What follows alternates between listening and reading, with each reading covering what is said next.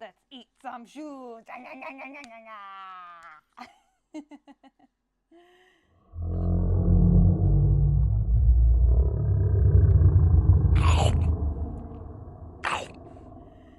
Hello, friends, and welcome back to another episode of Shoe Eating Monster, which is me. Hello, Juliana here. And I am back again, back again, to talk to you all about the durability of running shoes and shoes that I find durable as your resident shoe-eating monster. So, what we're going to talk about today is a shoe that surprised me for being as durable as it is, and I was very pleasantly surprised by this shoe. And we'll talk about a shoe that I recommend for speed days. If you are someone who eats shoes up like I do and are looking for a shoe that can take a beating, can help you go a little bit faster, and is going to resist your shoe eating tendencies at least a little bit. So the shoe that I am talking about today is the Asics Magic Speed 3. So not the 2, not the 4, not the 1, but the 3. I have run in the 4.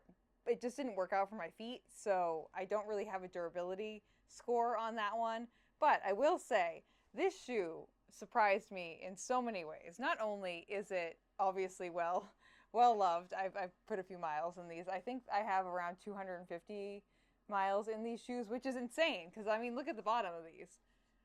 It looks like they were barely even touched, even by my standards, which is bananas. And this shoe is just such a fun ride. It's so snappy. It is so poppy.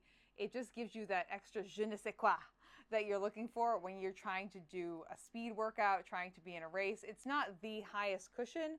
This is a shoe that, for me personally, as someone who likes like a little bit more cushion if I'm going a little bit further, I would take this up to like a half marathon. I feel like this shoe really sings when it gets to like the 5 to 10K range. I feel like it's good. Like a mile to like the 5 to 10K range would be my recommendation for this shoe. This shoe does have a 7mm drop. Currently, it is on sale on Asics because this is the back model, because currently we are on the Magic Speed 4 for $99, which is very exciting. The weight of the shoe is 6.6 ounces. I believe that's for like a men's size 8 or 9 or something.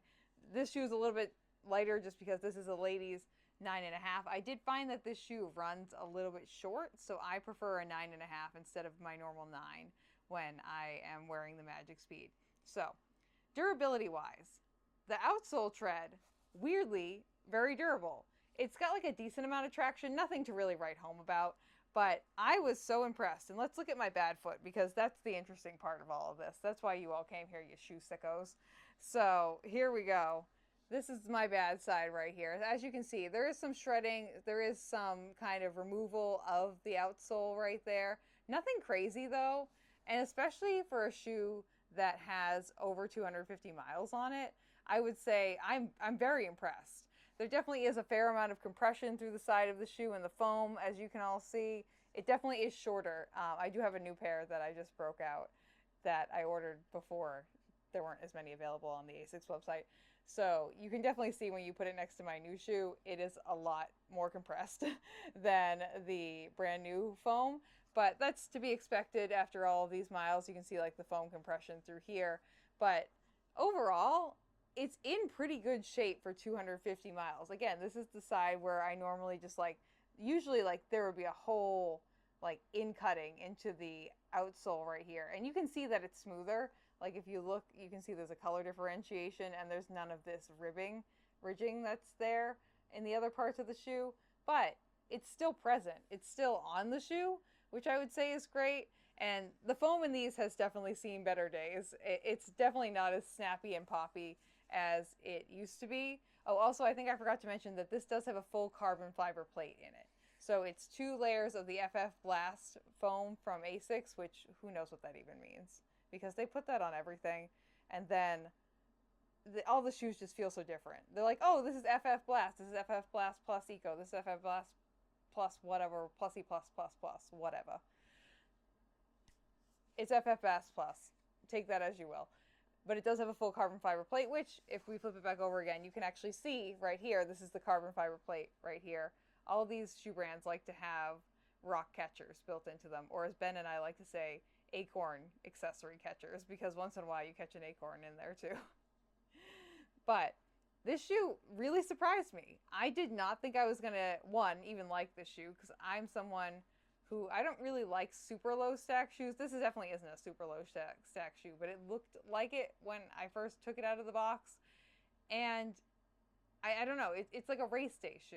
So I was not, but it's more of a durable race day shoe. It's not that really, really super duper light, super kind of flimsy foam that's in a lot of those like Alpha Flies or like the Meta Speed. It's a more durable race day foam. And I don't know, it worked out pretty good. I mean, here's the other shoe. It's definitely, like, you can see that it's smoothed over right here, but there's nothing too crazy happening here. Definitely some foam compression through here, which we saw down the bottom on that one as well too. But I mean, overall, I was very highly impressed. And for a shoe that I believe was retailing at $140 and is now on sale for $99 on the Asics website, and I'm sure you could find somewhere else for an even cheaper price, to be honest, as the person who currently has been taking up buying used and gently used shoes as her part-time hobby recently. Which is beneficial to this channel because I'll get to try on new shoes, you know.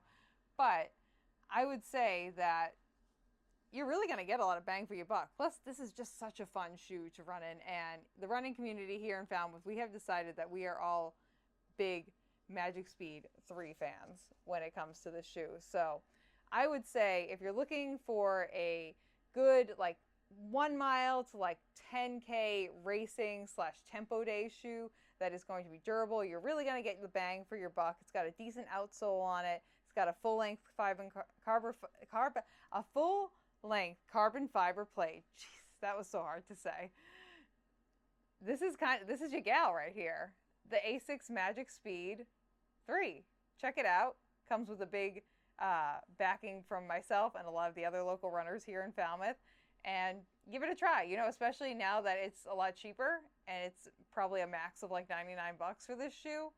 I would say totally worth it. I got this shoe over a year ago and I was using it once a week for speed training and took it to a couple smaller, shorter races. And it lasted almost a full year, like over a full year. So I feel like I got my money's worth out of it. Maybe you will too. Definitely check it out. Durable, speed day, tempo day shoe, Asics Magic Speed 3. Thank you guys all for watching. Don't forget to like and subscribe to the channel so you can be sure to follow the next episode of the Shoe Eating Monster series here on Runnah. And I will see you all on the next video.